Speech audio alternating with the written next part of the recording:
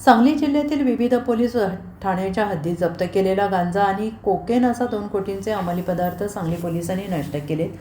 Police अधीक्षक तुषार दोशी यांच्यासह समितीच्या उपस्थितीत हा मुद्देमाल जप्त करण्यात आला आहे. जिल्ह्यातील 17 पोलीस ठाण्यातील 65 गुन्ह्यातील हा मुद्देमाल होता. नशेखोरी विरोधात सांगली पोलिसांनी गेल्या 5 वर्षात धडाकेबाज कारवाई केली. गांजा, नशेच्या गोळ्या, इंजेक्शन आणि ड्रग तस्करांच्या मस्क्या आवळल्या होत्या. सांगली पोलिसांनी उत्तर प्रदेशपर्यंत पाळीमुळे खणली होती. त्यानंतर डार्क स्पॉटवर नशेखोरी करणाऱ्यांनाही दंडुका लावला आणि हा सारा जप्त केलेला मुद्देमाल हा सारा जप्त केलेला मुद्देमाल मिरजेतील सूर्या सेंट ट्रीटमेंट फॅसिलिटी कंपनीतील बॉयलरमध्ये जाळण्यात आला.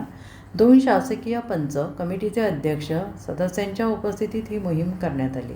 65 विविध गुन्ह्यातील 1000 किलो 21 ग्राम गांजा, 276 ग्राम कोकेन असा 2 कोटी 15 लाखांचा मुद्देमाल होता. अधीक्षक दोशी यांच्या नेतृत्वाखाली अप्पर अधीक्षक कल्पना बारावकर, उपअधीक्षक गजानन सरगर, निरीक्षक संजीव झाडे, संकेत मगदू, सोमनाथ पतंगे तसेच 17 पोलीस ठाण्यातील मुद्देमाल कारकून यांचा या मोहिमेत सहभाग होता.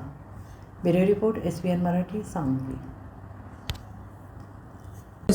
मध्ये विविध विशेषतः गांजा, कोकेन आणि काही प्रमाणात MD असा विविध मुद्देमाल गेल्या 65 गुन्ह्यांमधला हा काही महिने काही वर्ष हा नाश करण्यात आला नव्हता. तो नाश करण्याची एक कारवाई करण्यात आली, ज्याच्यामध्ये सुमारे 2 कोटी 15 लाखाचा मुद्देमाल NDPSचा हा एक सुप्रीम कोर्टाने गाईडलाईन दिली होती. कारण NDPS मुद्देमाला बऱ्याच वेळेला थेफ्ट होते किंवा त्याच्यामध्ये भानगड होते.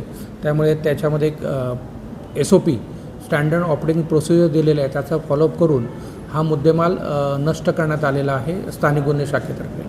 व्हिज्युअल पेट्रोलिंगबद्दल आणि